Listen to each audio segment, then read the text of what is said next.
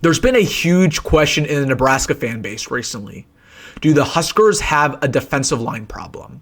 So in today's video, I'm going to answer exactly that. We're going to take a deep dive into Nebraska's 2020 defensive line. We're going to look at every single player, my prediction for the depth chart, and then we're going to answer the question, is there an issue there? And what needs to happen in order for that to be a top 20 unit? Who needs to break out? And everything else you need to know. So really quick, this is going to be a jam-packed video, very honest. Hit that like button if you're fired up, and also if you're a diehard Nebraska fan and you support what I'm doing here. Daily Husker football content every single day this offseason. It takes 2 seconds and it really helps me out. Please hit that subscribe button. Once again, helps me out more than you would know. Hit that subscribe button. Thank you so much. But without further ado, let's get into it. Having a truthful and honest conversation about Nebraska's defensive line going into 2025 because it's a completely different unit from what we saw last year. You lose your best player, Ty Robinson. You lose your longtime nose tackle and Nash Hutmaker. You lose one of your up-and-coming best players in Jamari Butler, who you expected to completely lead this defensive line next year. Say what you want about James Williams, but he was one of the more athletically gifted pass rushers we had in the team. You lose him. And then, most importantly, you lose your defensive line coach that we all thought very highly of, Terrence Knight, over to Florida State. So it's a completely different defensive line. You have a new coach there in Terry Bratton, and there's a lot of concerns. What's it going to look like? Is it going to be as good? Is it even going to be a top 50 unit? Do we have a real problem there? Let's look at the depth chart. My predictions right off the bat. What is it actually going to look like going into spring ball? Now, if the season started today, this is what I expected the depth chart to look like. Okay, you have Keona Davis starting at DN, 3 technique. At nose tackle, you have Riley Van Poppel. I like him more at nose tackle, but he can play 3 technique. And then you have Cameron Lenhart on the other side.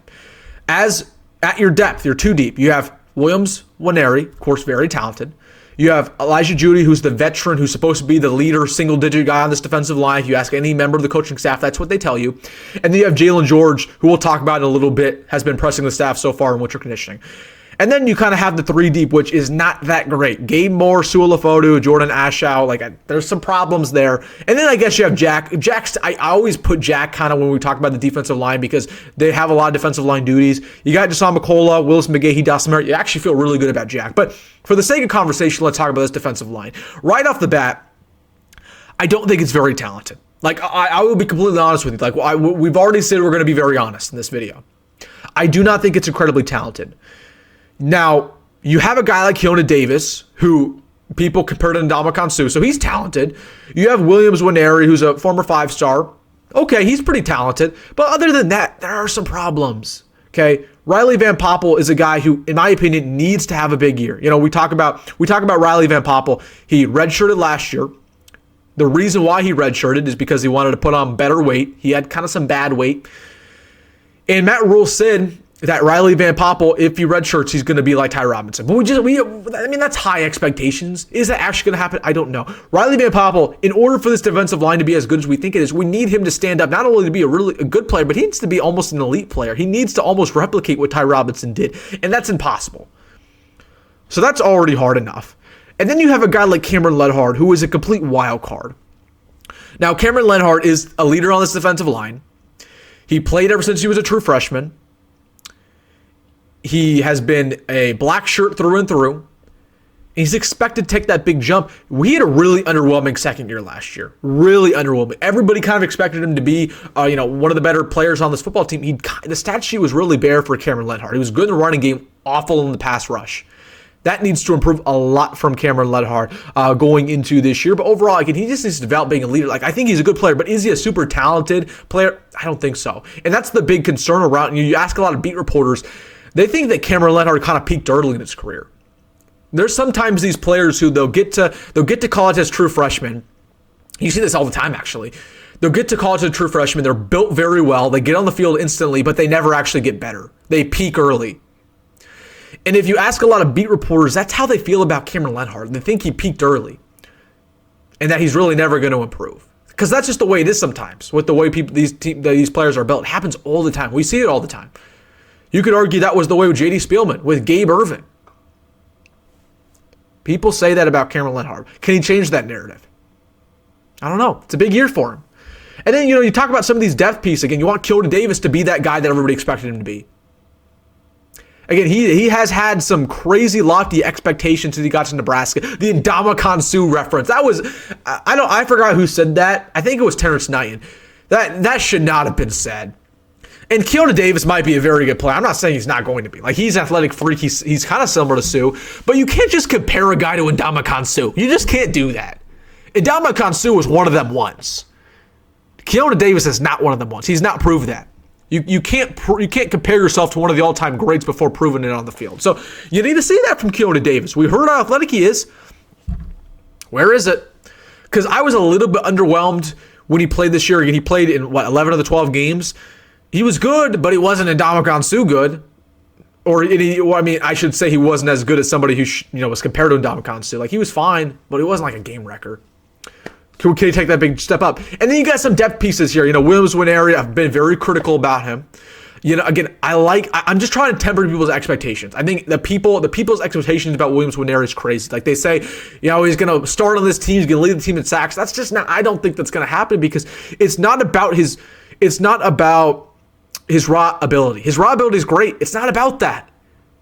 It's about him putting in the work from Monday to Friday and committing himself to the team, learning the playbook, locking in. Can he do that? I don't know, because we didn't see that in Missouri, and that was the big problem at Missouri. And then one more guy here is a Jalen George, who's a complete wild card in my opinion. Coming in from FCS, was an all-conference player. People kind of scoffed off the addition when we added him, but he's been impressing a lot of people in winter conditioning. Again, he's good, but is he great?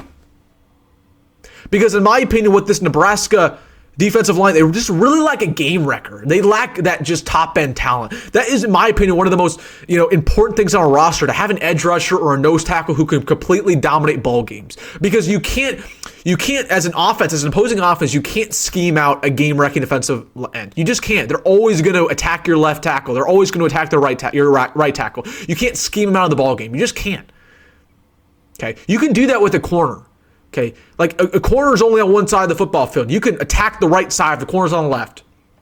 Okay, but when you have a dominating edge rusher, a dominating nose tackle, you cannot scheme out. You can try to double team, sure, but that just opens up opportunities for other guys. So I said all that to say this: I don't know how talented this defensive line is, but what I do know is that there's not a lot of production. So to the people who are worried about this defensive line, I think that's fair. I really do. I think it's fair to be worried about this defensive line. I think it's fair, because it's not going to be as good as last year. And last year's defensive line didn't even live up to expectations. We talk about last year's defensive line like it was the cream of the crop. There was not a single game last year where our defensive line just wreaked havoc and dominated the ball. There wasn't a single game. So I think a lot of Nebraska fans, they're concerned that our defensive line is going to go from a top 30 unit to maybe not even top 70. And I think that's a real possibility. But the thing I'm going to end this video with, I need some guys to step up. Like a Jalen George, like a Williams Nwaneri. But I need Terry Broughton to prove that he is as good as his reputation. Again, Terry Broughton was with the Chiefs. Andy Reid loves him. Matt Rhule loves him. They say he's a great developer. Here's where you prove it. Here's where you prove it, man. Take this defensive line, make it better than last year. Make it as good as last year even. And instantly, I feel very good about Terry Broughton's future with the Huskers. But it's a tough task. We will see. But this defensive line, I'm a little worried about it, because I think, in my opinion, the defensive line is the second most important position in football besides quarterback. If you don't have a good defensive line, you're really, really not going to have a good year as a defense, especially in the Big Ten. So let me know your thoughts down below. Am I being a little pessimistic about this defensive line? Are you more optimistic? What are your thoughts? I want to hear what you have to say. And again, if you made this far in the video, hit that like button and subscribe. Appreciate all of you as always, folks. Go Greg. Go Matt Rhule. See you in the next one.